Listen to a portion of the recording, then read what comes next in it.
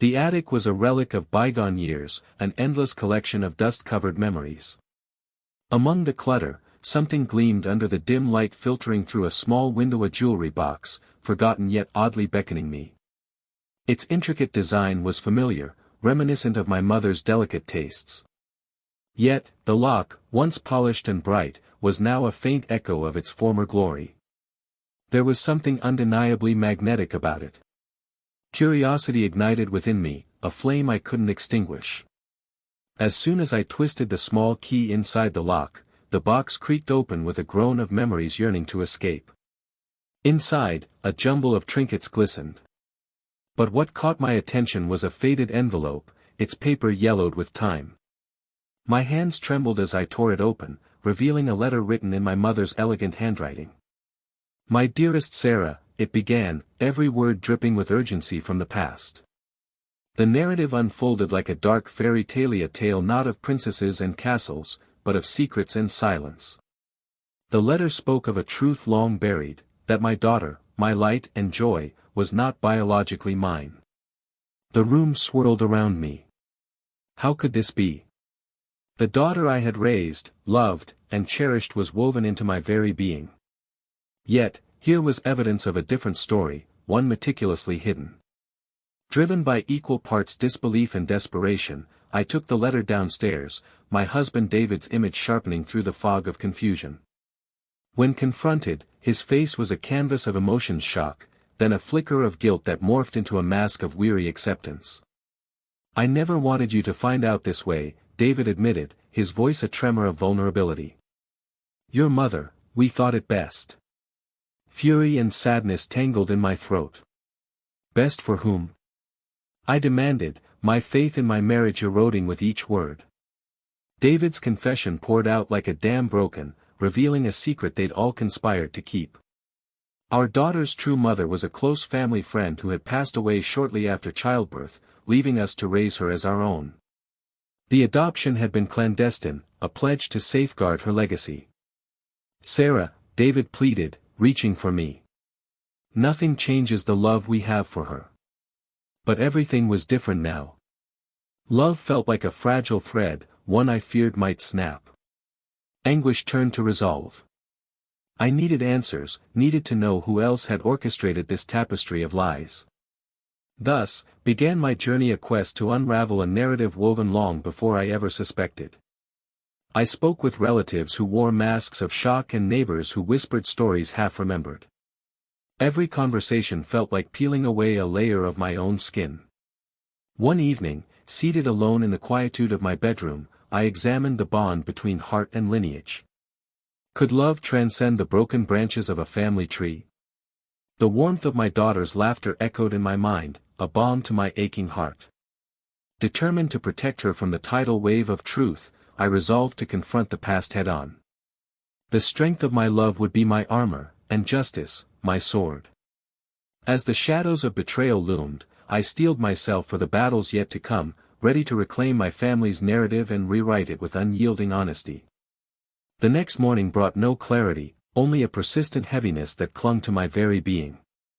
I sat at the breakfast table, the letter from the jewelry box lying open beside me, its presence a specter haunting the serenity of my suburban kitchen. The sun streaming through the windows felt intrusive, too bright for the shadows cast by recent revelations. I had resolved to tell my daughter, Emily, the truth. My heart ached at the thought of shattering her perception of our family, but she deserved honesty, a clean slate untarnished by deception. Yet, as I sipped my coffee, unease settled like sediment in a river, muddying my resolve. David, sensing my turmoil, offered a tentative truce.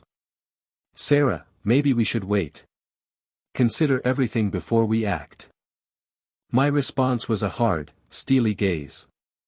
Wait for what? For more lies to come to light. He sighed deeply, a sound so familiar yet now tinged with a weariness I couldn't ignore. "I just don't want to hurt Emily. She's got so much going on, with college applications and—" "She's our daughter, David," I interrupted, my voice firm. "And our love for her should include honesty. It's not fair to keep this from her." As the day wore on, a sense of urgency propelled me forward. I called Emily, asking her to come home for dinner. Under the guise of a family meal, I planned to unveil the truth, praying that love would bridge the chasm about to open beneath us. When she arrived, her laughter filled the house, a melody I clung to in the storm brewing within. Watching her move about, so full of life and dreams, was both a comfort and a reminder of the stakes at hand. "Hey, Mom, Dad," she greeted as she dropped her backpack by the door, oblivious to the tension thrumming through the air. "What's up with the fancy dinner? Did someone win the lottery?" David and I shared a glance, an imperceptible nod of silent agreement. This was it. We sat down to eat, but the food was tasteless in my mouth, overshadowed by the gravity of what was to come. Emily chatted about her day, her enthusiasm a stark contrast to the somber mood permeating the room. Halfway through the meal, I placed my fork down and took a deep breath. "Emily, there's something important we need to talk about." The lightness in her eyes dimmed slightly, a shift she quickly masked with a smile. "Okay. Should I be worried?" No, nothing to worry about," David interjected, his voice a little too chipper, betraying his nerves. "We just need to share something with you." As we explained the contents of the letter and the circumstances surrounding her birth, Emily's expression shifted from curiosity to disbelief. Her fork clattered to the plate, the sound resonating sharply in the silence that followed. "Why now?" she asked, her voice barely a whisper, eyes locked onto mine, searching for answers I struggled to provide. "Because you deserve to know the truth," I replied, my own voice trembling. "We should have told you sooner, but we were trying to protect you." Tears shimmered in her eyes, and my heart broke as a lone drop slipped down her cheek. "Protect me?" she echoed, her voice wavering. "Protect me from what?" "From knowing who I really am." David reached across the table, his hand finding hers. "Emily, you're our daughter. You've always been our daughter." "But I'm not your biological daughter," she said, pulling away to stand, anger flaring in her eyes now. "You lied to me my entire life." The weight of our choices bore down on us, and I stumbled over words meant to soothe, to mend. "We were scared of losing you, of how you might see us if you knew." Emily shook her head, wrapping her arms around herself as if warding off a cold only she could feel. "I need some time," she said, turning away from the table, her footsteps a hollow echo as she retreated to her room.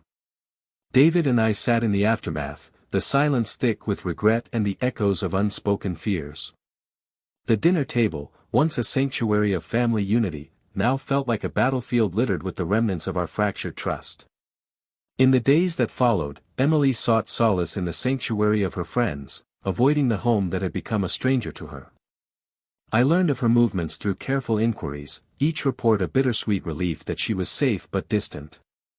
Meanwhile, my quest for truth continued. I dove into records, scoured through old family photos, and reached out to those who might hold pieces of the puzzle. I was driven by a need to understand the choices made by those I had trusted, to see where the roots of this tangled mess truly lay. One afternoon, an unexpected visitor arrived at my doorstep. It was Helen, the family friend who had been closest to Emily's biological mother. Her presence was a mixture of comfort and tension, a reminder of times both cherished and painful. "Saw the car parked at an angle," she said by way of greeting, stepping inside with the familiarity of an old friend. "Figured something's troubling you." I nodded, offering her a seat and pouring us both a cup of tea. "There's so much I need to know," I confessed, hoping she'd shed light on the shadows cast over my life. Helen sipped her tea, eyes distant, lost in memories. "She was a beautiful soul, Emily's mother," she began, her voice tinged with nostalgia. "And she wanted nothing more than for her child to be raised in love." "Why didn't you tell me?" I asked softly, the question hovering between us, palpable and raw. Her gaze met mine, steady and mournful. "It wasn't my story to tell, Sarah.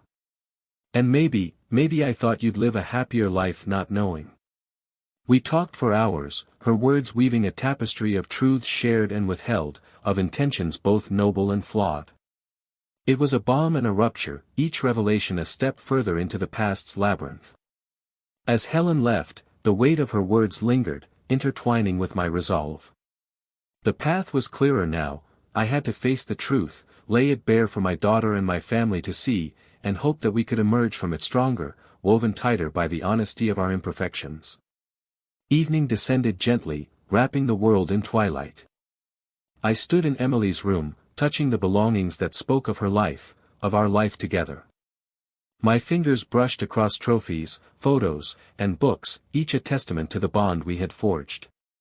The next steps were daunting, but I was imbued with a renewed sense of purpose.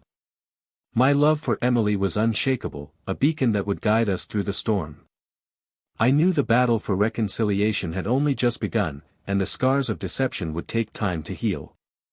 But within me burned a quiet strength, a fierce determination to reclaim the sanctity of our family with unwavering truth. The days seemed to stretch into infinity, each hour marked by the oppressive silence that had settled upon our home.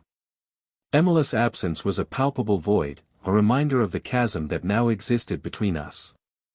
David and I navigated each day with careful steps, our conversations laced with a mutual understanding of the fragility of our situation. It was during one of these quiet evenings, as I stood by the window watching the sun dip below the horizon, that I resolved to take another step towards mending our fractured family. I picked up the phone and dialed Emily's number, my heart pounding with each ring. "Hello." Her voice was distant, cautious. "Emily, it's Mom," I began, pausing to steady my voice. "I've been thinking. I'd really like us to talk. There's so much I want to say, to explain. Can we meet?" Silence stretched between us, heavy and uncertain. I held my breath, praying for a sliver of hope. Finally, she spoke. "Okay. Let's meet tomorrow. There's this cafe I've been going to, it's quiet. We can talk there." Relief flooded through me, a tentative step forward. "Thank you, Emily. I'll see you tomorrow." The following morning, I arrived at the cafe early, choosing a quiet corner table where we wouldn't be disturbed. The aroma of freshly brewed coffee filled the air, mingling with the soft murmur of conversations and the occasional clatter of cups. Emily arrived shortly after, her expression guarded yet determined. As she sat down, I noticed the shadows under her eyes, the way she held herself with a new, cautious maturity that pained me to see. "Thank you for coming," I said, offering her a tentative smile. She nodded, her eyes meeting mine with a mix of vulnerability and strength. "I've had a lot of time to think," she began, folding her hands on the table. "About everything, about us." I swallowed hard, the enormity of her words settling over me. "I know this has been incredibly difficult for you, Emily. And I'm so sorry for the way we handled things. You deserved to know the truth a long time ago." "I've been angry," she admitted, her voice steady but tinged with emotion. "Angry at you, at Dad, at everyone who kept this from me. But I also realize that, you did it out of love. Confused, misguided love, but love nonetheless." Tears welled in my eyes, offering her a glimpse of the guilt and remorse I carried. "We never wanted to hurt you. We thought we were doing what was best, but I see now how wrong we were." She took a deep breath, her gaze unwavering. "I've been talking to Aunt Helen. She helped me understand a lot about my biological mother, about the choices you all had to make. It's complicated, but I'm trying to process it." "Helen visited me too," I said softly. "She filled in so many gaps, helped me piece together the past. I'm grateful she's been there for you." Emily's expression softened slightly, a small chink in the armor shed built around her heart. "It's going to take time, Mom. To process everything, to figure out what this means for us." "I know. And I'm here, whatever you need," I promised, a vow etched into my very soul. We talked for hours in that small cafe, peeling back layers of pain and confusion, sharing both silence and words until the walls between us were not fully gone but slightly see-through. It was a start, a fragile, beautiful start. When we finally parted, we embraced, both of us holding tight, as if anchoring ourselves to something tangible amidst the turbulence. It wasn't a cure-all, but it was progress, a tentative step towards healing. Back home, David was waiting anxiously, his eyes searching mine for any sign of hope. "How did it go?" he asked, his voice tinged with worry. I offered him a tired but genuine smile. "Better than I'd hoped. She wants to move forward, but it'll take time." David let out a breath he hadn't realized had been holding, relief washing over his features. We sat together, silent in our shared comfort, the unspoken understanding that we had navigated another hurdle together bolstering our spirits. As the days turned into weeks, Emily began visiting more frequently. Each visit was a small victory, a testament to her bravery and our dedication to rebuilding what had been fractured. Yet, the road ahead was long and fraught with the weight of past mistakes. We knew that the shadows of our actions lingered, casting doubts that would take time to dispel. It was during one such visit that Emily brought up the idea of meeting with a counselor, someone who could help us navigate this emotional labyrinth and provide the tools to communicate better. "I think it could help," she said, her voice steady with determination. "We've been through a lot, and having someone guide us might make things easier." David and I exchanged a glance, then nodded. "We'll do anything to make this right," I assured her, touched by her maturity and resolve. The therapy sessions opened up a new channel of dialogue, a safe space to voice fears and hopes, to confront guilt and forgiveness. Under the gentle guidance of our counselor, we learned to listen more deeply, to understand the unspoken nuances of our shared history. Emily revealed parts of herself she had kept hidden, her fears of never belonging, of being a forgotten part of the family tapestry. In turn, we shared our deep-seated regrets, our wishes for her happiness above all else. Through this vulnerable exchange, we began to stitch together the patchwork of our lives, weaving new threads of trust and understanding amidst the old, frayed ones. The process was neither quick nor easy, but it was profoundly necessary, a testament to the resilience of love even in the aftermath of deception. Still, questions lingered, unanswered and ominous, casting occasional shadows on our path. Had my mother known the full extent of the impact this secret would have? Was it really her decision to shield us, or had more been at play? And above all, how could we ensure that future generations would not inherit the weight of hidden truths? These thoughts haunted me, driving my determination to ensure our story was one of redemption, not of ruin. Our journey was far from over, but with each step, with each word spoken in truth, the tangled threads of our family's narrative began to unravel, leading us slowly towards the promise of healing and newfound unity. As the months rolled by, the rhythm of our lives began to find a new equilibrium, a delicate balance forged in the crucible of past betrayals and newfound truths. Emily's resilience was inspiring, and her journey towards self-discovery became a guiding light for us all. We were healing slowly, imperfectly, but healing nonetheless. One evening, as we gathered for dinner, laughter flowed easily around the table, a sound I had missed dearly. Emily was recounting a funny moment from her college classes, her eyes sparkling with a zest for life that had been clouded for too long. "Maybe next time, I'll bring some of my friends over for dinner. They keep saying they want to meet the family I've talked so much about," she suggested with a playful grin. David and I exchanged a delighted glance, our hearts swelling at her words. "We'd love that," I replied warmly.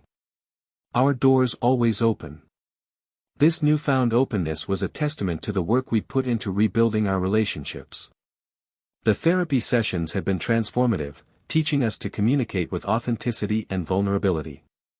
It wasn't about forgetting the past but learning from it, allowing it to shape us for the better. However, amidst this progress, the lingering questions about my mother's motivations gnawed at me. I couldn't shake the feeling that there was more to uncover, another layer beneath the surface of the story we were living. Driven by this intuition, I decided to visit my mother's best friend, Margaret, a woman who had been like an aunt to me growing up. She lived in a quaint cottage on the outskirts of town, her garden a riot of colors even in the cool embrace of autumn. Margaret welcomed me with open arms, her embrace comforting in its familiarity. "Sarah, it's been too long," she said, leading me inside for tea. As we settled into the cozy warmth of her living room, I broached the subject that had brought me here. "Margaret, I need to know why my mother chose to keep the truth about Emily a secret for so long. There are pieces of this puzzle that don't seem to fit." Margaret's expression shifted to one of contemplation, her eyes distant as she sifted through memories. "Your mother loved you dearly, Sarah. She wanted nothing more than for you to have a family filled with love. When she found out about Emily's biological mother, she believed secrecy was the kindest form of protection. But there must have been more," I pressed gently. "What were her fears? What did she know that I didn't?" Margaret sighed, a lifetime of wisdom captured in her gaze. "Your mother lived through many hardships. Her own family had been torn apart by secrets and betrayals. She wanted to spare you that pain, to shield you from the cycle she had known." I listened intently as Margaret wove stories of my mother's past, of struggles faced and battles fought long before I was born. It painted a picture of a woman driven by a complex mix of love, fear, and a desire for her child to thrive in ways she hadn't. "She did what she thought was right," Margaret concluded, reaching for my hand. "And she hoped that love would be enough to heal any wounds." Her words resonated deeply, bringing clarity to the muddled emotions I carried. My mother's actions had been rooted in love, albeit misguided, and understanding this allowed me to truly forgive her, to release the burden of bitterness I had unknowingly harbored. Armed with new insights, I returned home with a renewed sense of peace, ready to embrace whatever came next. Emily was waiting in the living room, surrounded by textbooks, her hair tied up in a messy bun. "Hey, Mom," she greeted, looking up from her studies. "You okay? You seem different." I smiled, sitting beside her, feeling the warmth of our shared space. "I visited Aunt Margaret today," I confessed. "She helped me understand some things about Grandma, about why she did what she did." Emily paused, curiosity piqued. And I realized that love can be complicated," I replied, choosing my words with care. "That sometimes people make choices they think are for the best, even if they don't turn out that way." She absorbed this, nodding slowly. "I guess that makes sense," she said thoughtfully. "I've been thinking, maybe it's time I reach out to Margaret too, learn more about where I come from." The thought filled me with a profound sense of hope, a sign that Emily was beginning to weave her own narrative, one not bound by past choices but enriched by them. "I think that's a wonderful idea," I said, my voice thick with emotion.